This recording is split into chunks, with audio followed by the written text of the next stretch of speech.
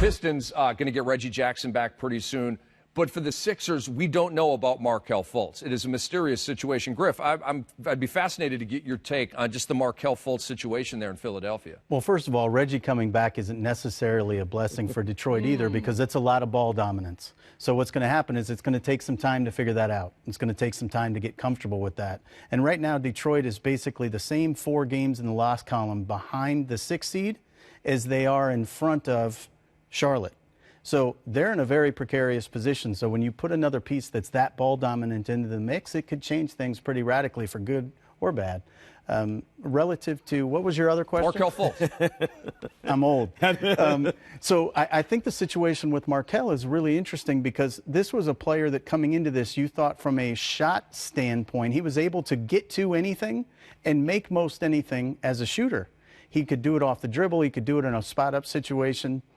And now he seems to be struggling with anything outside the paint from what they tell us. And it's odd that we get to watch him shoot in practice as well and see him look good at certain times and not look good at other times. I'm surprised a little bit with the way they've handled that, letting us see as much as they have. But I think at this point, you just have to assume that Markelle's not going to come back. And if I was coaching that team, or if I was in the front office with that team, I would tell the guys, listen, we're moving on. Yeah, don't lean on that. We're going to go where we're going to go as a group, and the people in this room that are playing are going to get us there.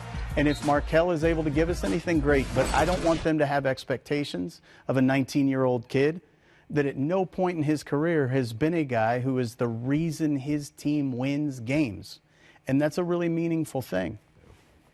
Listen, you can't argue with that. And I think the other part that's really dangerous if you're Philly is you've watched these other guys get that redshirt season. You know, they've had a complete season off, at least in the case of Joel Embiid and Ben Simmons. So there was no pressure on them to show you. You're going to ask Markelle Fultz to show up in the midst of what might be a playoff chase after the wiring has gone the way it has for him? I think that would be detrimental to his overall cause, and something that really sends a false signal for that team in that locker room, because, and this is no offense to the #1 pick, but they don't need him to make a push. Like, they have what they need if they're going to make a playoff push. It's not going to be dependent on Markelle Fultz coming back. Well, I think it's a little bit like the Isaiah Thomas situation in Cleveland.